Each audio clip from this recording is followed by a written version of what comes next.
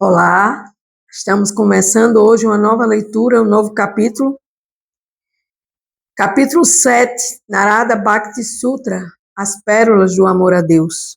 E vamos falar da diferença entre amor espiritual e a luxúria do mundo. Então, existe uma grande diferença entre amor a Deus e apego às coisas materiais. Então, o próprio apego à matéria ou ao mundo material faz com que a gente se perca. E a gente se perdendo, a gente perde toda a compostura. Por quê? Porque a gente pensa que o glamour é a gente estar se relacionando todos os dias com coisas materiais. E aí a gente vai se apegando, e chega um momento da nossa vida que a gente está contaminado na mente, nos sentidos, contaminado no falso ego, contaminado na nossa vida, e a gente não tem como sair disso a não ser estudando sobre Deus, falando sobre Deus e buscando essa expansão de consciência. Então, nesse processo, nós vamos desenvolvendo Bhakti, que é a devoção, a prática de yoga, união a Deus através da devoção. Não há questão de luxúria na execução do serviço devocional puro a Deus, pois em tal serviço, todas as atividades materiais são renunciadas. Por quê?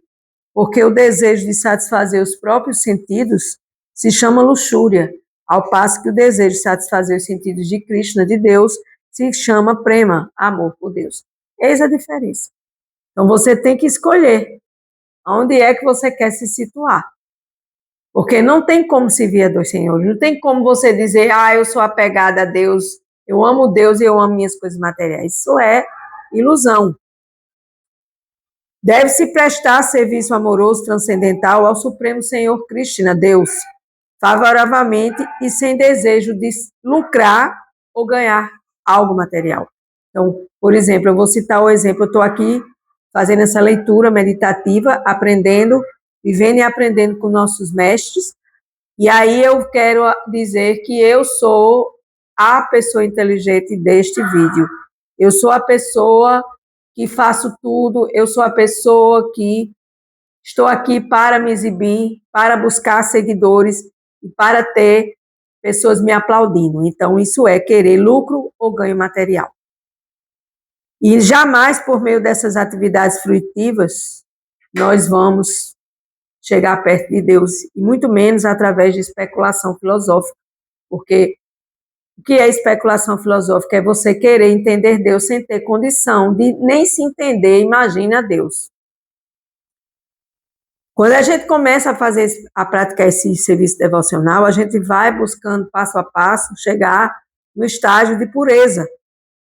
Certamente a pureza na execução de Bhakti, da yoga, da devoção a Deus, que se caracteriza pela ausência de karma, atitude materialmente motivada. Então, toda vez que você se apega, você adquire karma. Toda vez que você se apega a qualquer coisa material, você adquire karma. Por quê? Porque você não tem que se apegar a nada a não ser a Deus. Então, por isso que esse mundo material está contaminado com almas em corpos contaminados de karma. E já traz esse karma de outras vidas, de outras ações, e se junta com as ações dessa vida, e aí aumenta mais ainda essa carga materialmente motivada. E guiana, o que é guiana? Guiana é especulação filosófica, você querer dar uma de filósofo, você querer dizer que você entende tudo quando você não entende nada, e você querer se achar o sabido da história quando você não tem condição, você não sabe nem quem você é. Porque se você chegar perto de uma pessoa e disser assim, quem é você? Aí você vai dizer assim, eu sou fulana de tal. Não é. Fulana de tal, seu nome é o nome que deram para o seu corpo. Você é Sat Chit Ananda, uma alma eterna, cheia de conhecimento e bem-aventurança. Essa é a resposta correta. Então, quando a gente pratica sadhana, quando a gente tem uma sadhana, quando a gente alimenta a nossa alma com práticas espirituais, chamadas de sadhana bhakti, a gente vai desenvolvendo srada, que é o desejo preliminar acompanhado de uma fé. Depois a gente vai para Sadhu Sangha, a gente vai se associar com devotos, com pessoas praticantes de Bhakti Yoga, e a gente vai para a Bhajana Kriya, que é a prática do serviço devocional. Então, tudo tem um estágio. Não é dizer, eu vou praticar Bhakti Yoga de qualquer forma, de qualquer jeito, e me lançar nisso, não. Eu venho praticando Bhakti Yoga há 3 anos, e eu ainda não sei de absolutamente nada. Por quê? Porque eu estou aprendendo.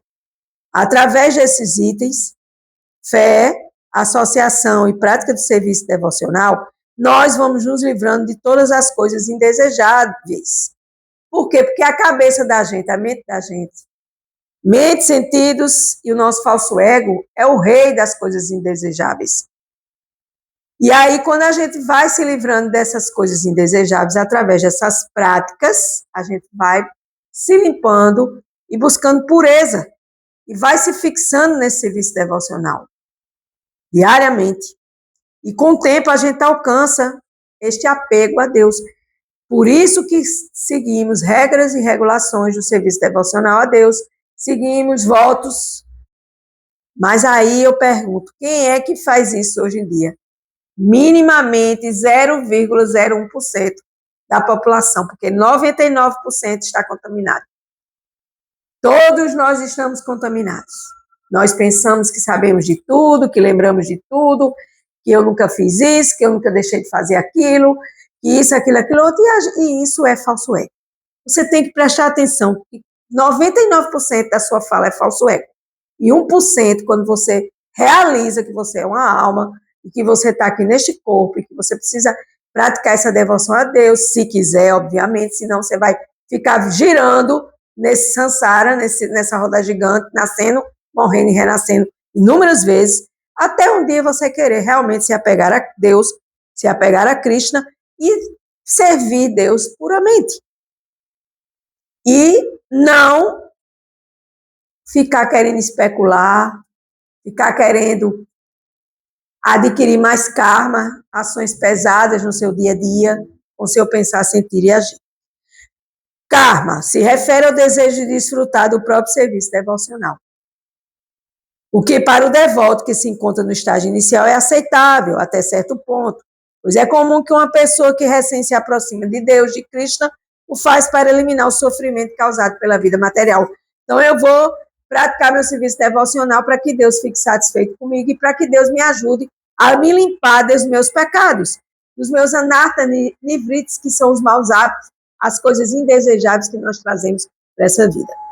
Devemos considerar que a alma individual, sendo parte integrante de Deus, de Krishna, o supremo desfrutador. Gente, a gente até desfruta, mas a gente desfruta erroneamente. E por que a gente tem esse desejo de desfrutar? Porque Deus também desfruta. Deus é uma pessoa e Ele é o supremo desfrutador, então Ele quer desfrutar de nós. Só que a gente não quer desfrutar juntamente com Deus, a gente quer desfrutar separadamente de Deus. Eis o grande erro da vida da gente, material. Então, o supremo desfrutador também possui naturalmente o desejo de desfrutar. Seu problema surge quando o seu espírito de desfruta é direcionado para as atividades do mundo, ou seja, querer desfrutar separado de Deus.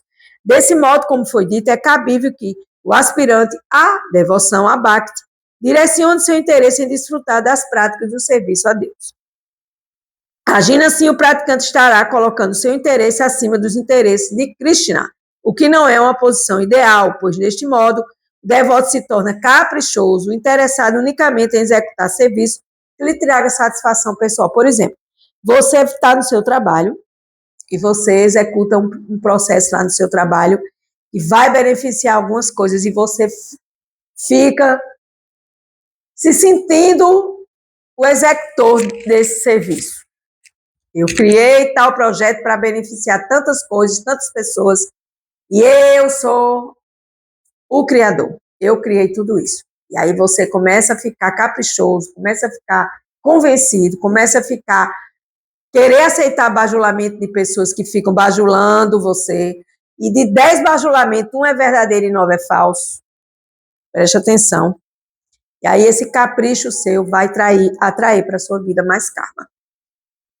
E aí nesse processo você vai querer satisfação pessoal. E aí você vai se rendar mais ainda nesse mundo material e no seu trabalho, que não foi você que criou. Você, junto de Deus, os dois juntos, co-criaram esse processo para beneficiar tantas pessoas.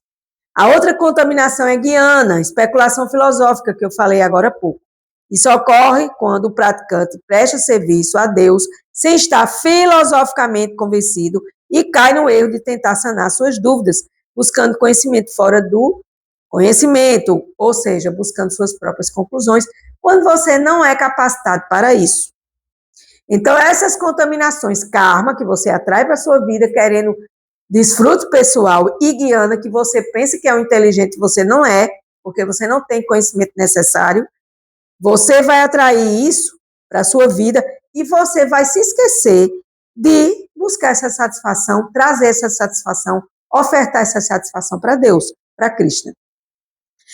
O devoto coloca Krishna em sua vida espiritual e executa suas práticas devocionais, mas continua visando o seu próprio favorecimento. Ele ainda permanece como centro de sua vida espiritual. Então, quando eu comecei a fazer esse serviço devocional aqui, de gravar esses vídeos caseiros, de ler, fazer as leituras da Bhagavad Gita, leitura desses livros do meu mestre espiritual, Chandramukha Swami, eu ficava preocupada quantas pessoas iriam ver, quantas pessoas iriam dar like. E um dia, eu fazendo terapia com o meu psicólogo, ele olhou para mim e disse: olha, Ana Cláudia, esse canal não é seu, esses vídeos não são seus, o que você fala não é você que fala. Então, você se desapega desses resultados e passa a entender que o canal é de Deus e tudo que você faz é Deus que faz em você.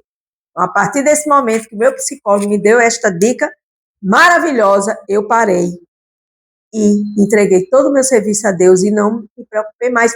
A partir do momento que eu não me preocupei mais, o canal começou a atrair mais pessoas, a atrair mais assinantes espontaneamente. Por quê? Porque é Deus que dirige tudo.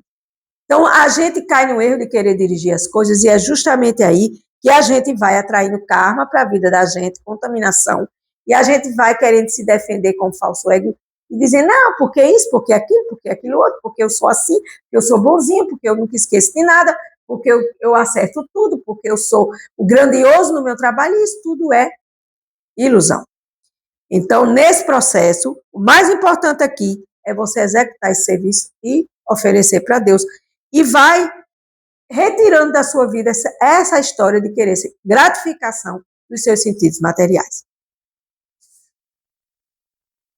Este mundo, como Prabhupada explica diversas vezes, nosso querido mestre Prabhupada, é um reflexo pervertido do mundo espiritual.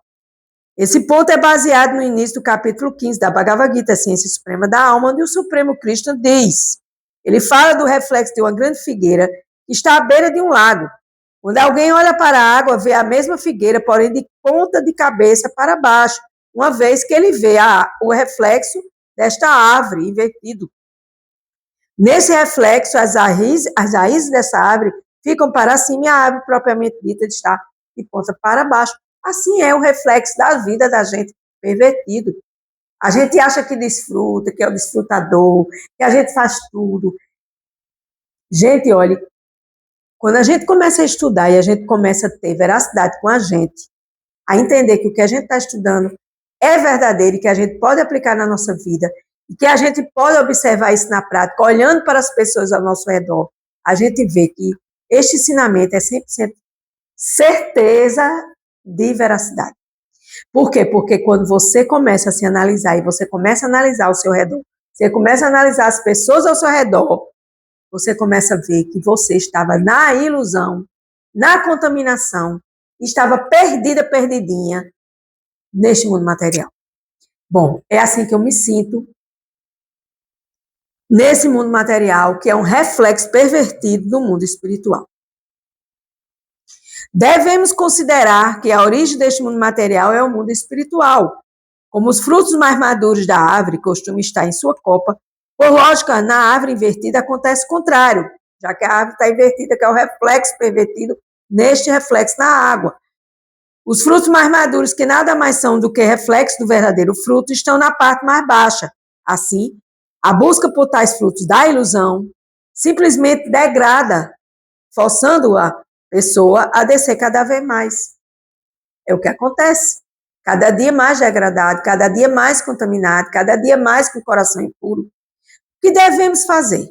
Segundo Krishna, na Bhagavad Gita, a ciência suprema da alma, a solução consiste em, valendo-se do machado do conhecimento transcendental, que é o próprio conhecimento do que a gente está lendo aqui, nas leituras sagradas, nas leituras autorizadas, na Bhagavad Gita como ele é, esse machado transcendental vai cortar esse apego. Cortou o apego dessa árvore material. Krishna alerta também que não dá para saber onde essa árvore da existência material começa ou termina. Sem perder tempo com isso, nós, que aspiramos à transcendência, à evolução, devemos nos desapegar desta árvore com esse machado do desapego. Use o machado do desapego e assim verás tuas mudanças em tua vida. Então, vamos pegar esse machado do desapego e cortar esta árvore do apego sem dó e piedade.